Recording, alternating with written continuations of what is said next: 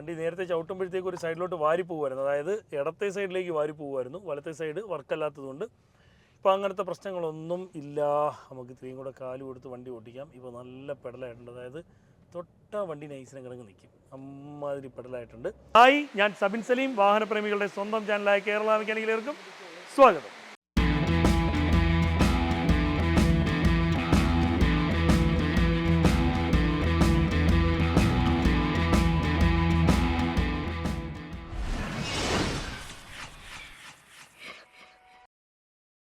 ഇന്ന് ബ്രേക്ക് സംബന്ധമായിട്ടൊരു പ്രശ്നമുള്ളൊരു വണ്ടിയാണ് നമ്മൾ പരിചയപ്പെടാൻ പോകുന്നത്. ക്രിറ്റയാണ്. അതിൻ്റെ ഫ്രണ്ട് റൈറ്റ് സൈഡ് ബ്രേക്ക് വർക്കാകുന്നില്ല. അങ്ങനെ ചെക്ക് ചെയ്ത് വന്നപ്പോഴാണ് കംപ്ലൈൻറ്റ് കിട്ടിയത്. കംപ്ലൈൻറ്റ് എന്താണെന്നില്ലേ, അപ്പോൾ നമ്മൾ ക്രിറ്റയുടെ പ്രശ്നം എന്താണെന്ന് വെച്ചാൽ ഇതാണ് വില്ലൻ, അതായത് നമ്മളെ ABS യൂണിറ്റ്. ABS യൂണിറ്റിൽ നിന്ന് കൃത്യമായിട്ട് വീലിലേക്ക് ഇതിൻ്റെ ബ്രേക്ക് ഫ്ലൂയിഡ് എത്തുന്നില്ല എന്നുള്ളതാണ്. അങ്ങനെ ഒരു സൈഡിലേക്ക് ബ്രേക്ക് കിട്ടാതെ വരുമ്പോഴത്തേക്ക്, അല്ലെങ്കിൽ ബ്രേക്ക് ഫ്ലൂയിഡ് കിട്ടാതെ വരുമ്പോഴത്തേക്ക് ആ സൈഡിലുള്ള കാലിപ്പറും ബ്രേക്കിംഗ് സിസ്റ്റവും വർക്കാവത്തില്ല. വരുന്ന പ്രശ്നം വേറൊന്നുമല്ല, ഒരു സൈഡിലേക്ക് വണ്ടി വലിച്ചുകൊണ്ട് പോകും. ചിലപ്പോൾ നല്ല സ്പീഡിലൊക്കെ പോയി ബ്രേക്ക് കിട്ടുമ്പോഴത്തേക്ക് ഏത് സൈഡിലാണോ ബ്രേക്ക് ഫ്ലൂയിഡ് വരാത്തത് അതിന് ഓപ്പോസിറ്റ് സൈഡിലേക്ക് വണ്ടി വലിച്ചുകൊണ്ട് പോകും. ആ സൈഡിലായിരിക്കും പിടുത്തം കൂടുതൽ. അങ്ങനെ വരുമ്പോഴുള്ള പ്രശ്നം എന്താണെന്നുള്ളത് സ്വാഭാവികമായിട്ട് നിങ്ങൾക്ക് ചിന്തിക്കാം. ആ വാഹനവുമായിട്ട് ബന്ധപ്പെട്ട എന്തെങ്കിലും ആക്സിഡൻറ്റോ മറ്റു കാര്യങ്ങളൊക്കെ സംഭവിക്കാനുള്ള സാധ്യത വളരെയധികം കൂടുതലായിരിക്കും. വളരെ ഡേഞ്ചർ ആയിട്ടുള്ളൊരു പ്രശ്നമാണ്. നമ്മൾ ചെക്ക് ചെയ്ത് വന്നപ്പം ABS സെൻസർ തന്നെയാണ്, ABS യൂണിറ്റ് തന്നെയാണ് കംപ്ലൈൻ്റ് ആയിട്ട് നമുക്ക് കിട്ടിയത്.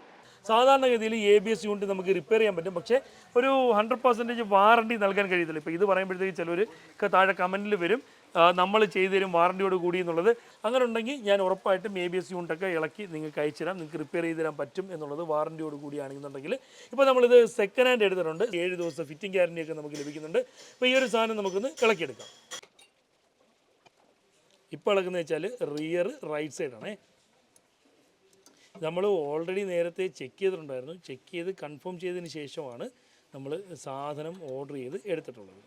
അപ്പോൾ ഇതാണ് നമ്മൾ ABS യൂണിറ്റ് എന്ന് പറഞ്ഞാൽ. ABS യൂണിറ്റിൻ്റെ ഈ ഓരോ ഭാഗങ്ങൾ, ഇതിപ്പം front left, rear right, rear left, front right. നമ്മളിപ്പം വരുത്തിച്ച ABS യൂണിറ്റ് ഇതാണ്. ഇളക്കി പിരിക്കുകയൊന്നും ചെയ്യാത്ത വൃത്തിയുള്ളൊരു പീസാണ് നമ്മളെ കയ്യിലിരിക്കുന്നത്. ഈ ഒരു സാധനം എടുത്ത് നമുക്ക് സെറ്റ് ചെയ്ത്, ഇനിയിപ്പം കുറച്ച് ചടങ്ങൊക്കെ ഉണ്ട്, ഇതൊക്കെ സെറ്റ് ചെയ്ത് സ്റ്റാർട്ട് ചെയ്ത് കഴിയുമ്പോഴത്തേക്ക് നമുക്ക് അത്തരം കാര്യങ്ങളൊക്കെ ഒന്ന് നോക്കാം. ഓക്കെ, അപ്പോൾ ഇനി എടുത്ത് സെറ്റ് ചെയ്യാം. അപ്പോൾ നമ്മൾ സെറ്റ് ചെയ്തുകൊണ്ടിരിക്കുകയാണ് നമ്മൾ എടുത്ത പീസ്. ഇത് പിടിപ്പിക്കുമ്പോഴത്തേക്ക് ആദ്യമേ കൈ വെച്ച് മാക്സിമം പിടിപ്പിച്ചതിന് ശേഷം മാത്രം നമ്മൾ സ്പാനറിന് ടൈറ്റ് ചെയ്യാൻ ശ്രമിക്കുന്നതായിരിക്കും നല്ലത്. ഇപ്പോൾ നമ്മളിതാ എയർ എടുത്തുകൊണ്ടിരിക്കുകയാണ് കേട്ടോ. ഓയിൽ ഒഴിച്ചേ.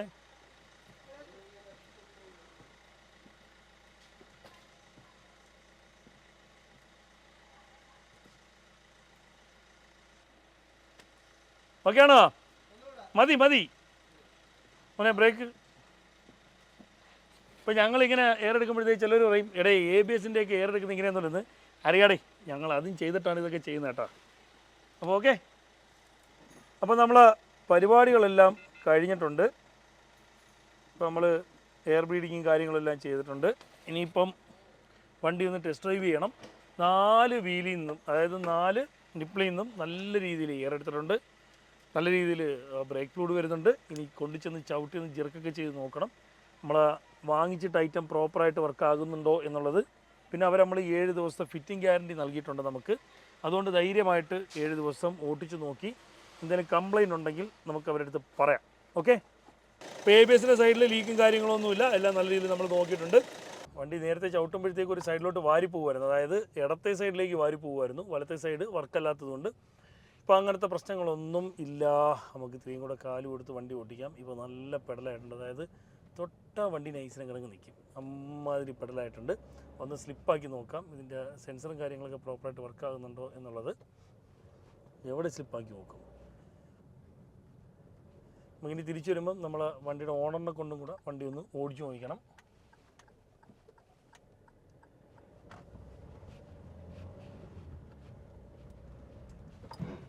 ഓക്കെ വർക്കാണ്. സൗണ്ട് നിങ്ങൾക്ക് കിട്ടിയോന്ന് അറിയാൻ വയ്യ, നമുക്ക് സ്ലിപ്പാക്കുമ്പോഴത്തേക്ക് അറിയാൻ പറ്റും.